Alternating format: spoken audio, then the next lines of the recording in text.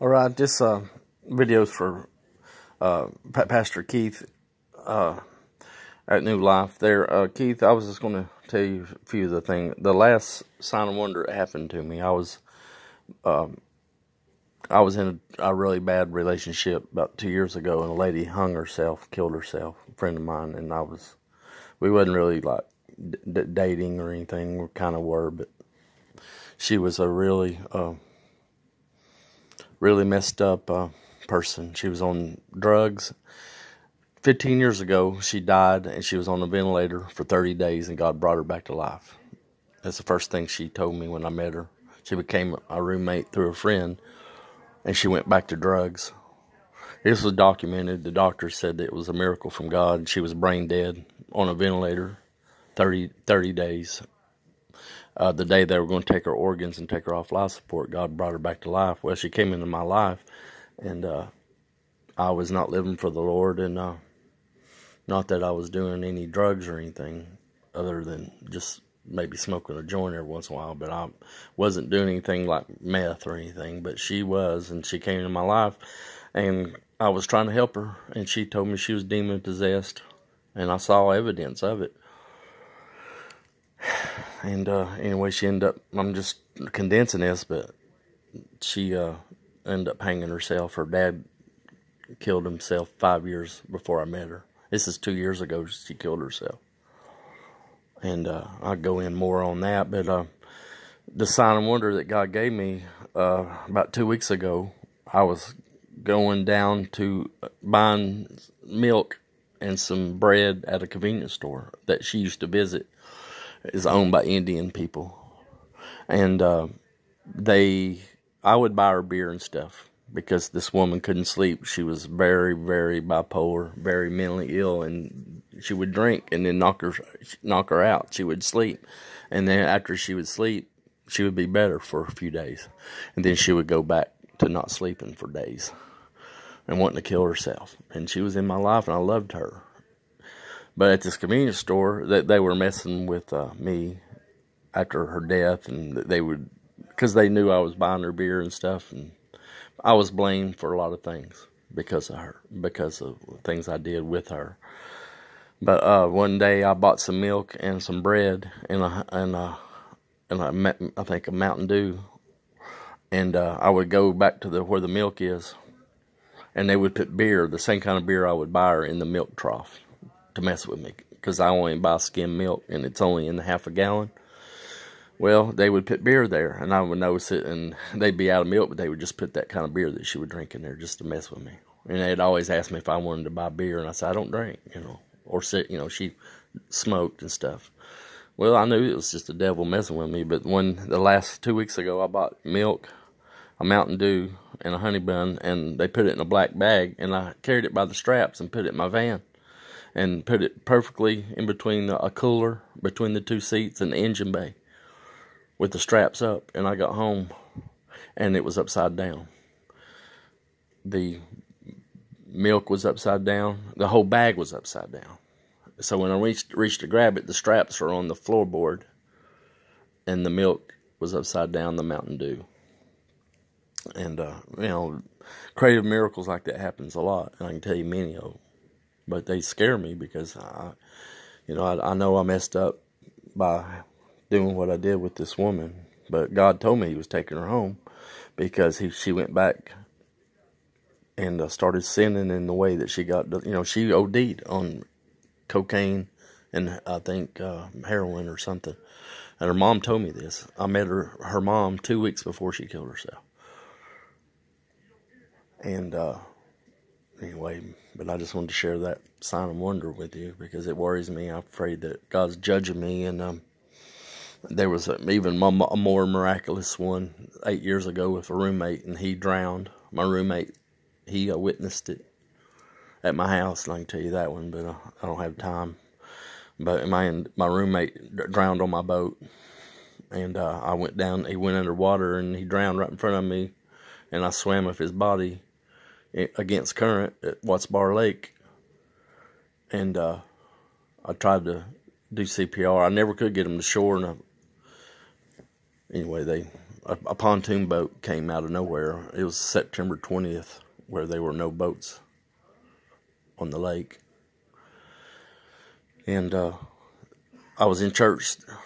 I was in church the next day after that happened. My roommate drowned, and a minister from France, or France, I believe, or it might have been a European country.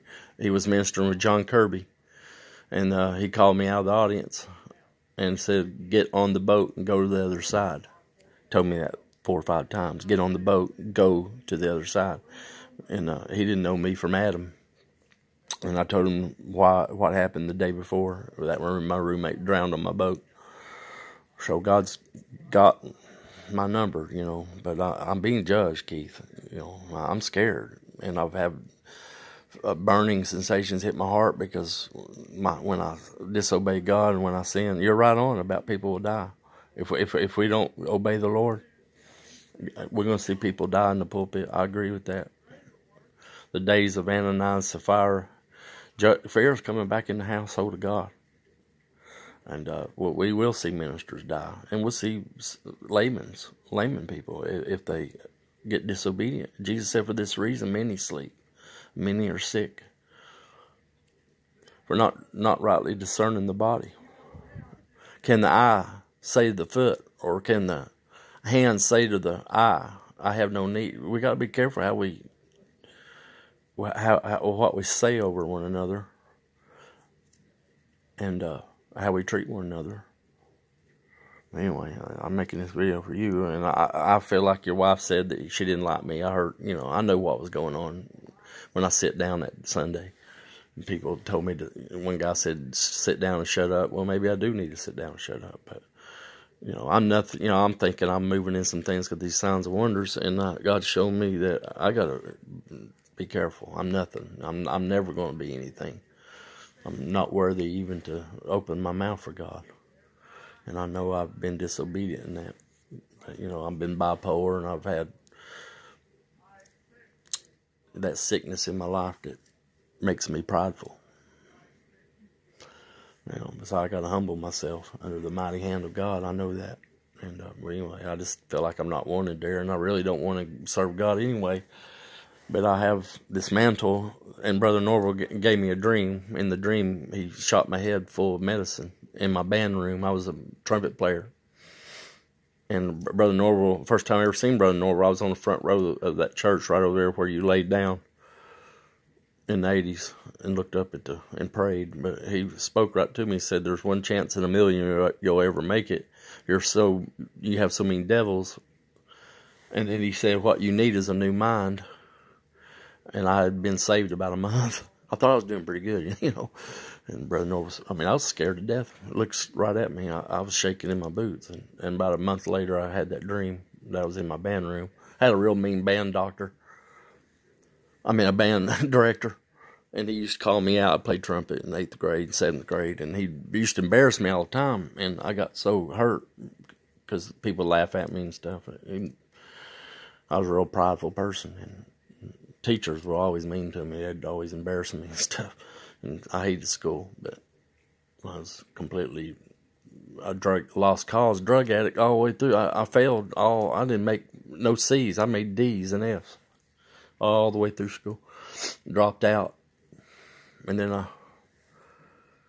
then I stole from a black church when I was 17. Went back, ended up repenting and getting saved, and played guitar at OSCC under McCowan, Mr. Harold McCowan, and learned the word. But this is my little story. But just pray for me. I don't want to go to church anymore. I don't want to do anything.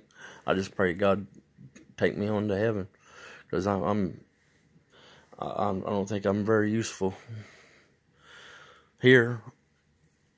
I have nothing for in the natural, nothing to give to God other than whatever He wants to do with me. But I don't even want to play music. I don't want to serve in any capacity like I used to. I'll work for you. I'll clean the church, but I don't even want to go to services because I'm not worthy to sit in an audience of people. I feel I'm not. But I'm getting help because I got a lot of people praying for me. All I can do is pray for mercy and somehow see how finish my course, you know. But sorry for this video skipping, but I just wanted to share those couple signs and wonders. But I got some the most miraculous one to tell you, because it's a lot like Moses striking the rock. I mean, tremendous sign and wonder happened in my basement with water coming out of my foundation. I don't want to go into that. It takes too long to tell that one. But the man that witnessed that went to New Life Bible College for 2 years and got a degree. We used to minister under tents. He was a tent maker and made awnings. Tim Potter's his name, and he's real disobedient to God now. Don't serve God like me. But we witnessed an Old Testament miracle. And I don't tell people these things, Keith. I tell people like you that can just pray for me. And somehow I just want to be connected to people that are strong in God. Because I've been connected to terrible things, terrible people that's hurt me and, got me where I don't even want to serve God no more. But this is I'll end up with this, and I just wanted to send this to you. God bless.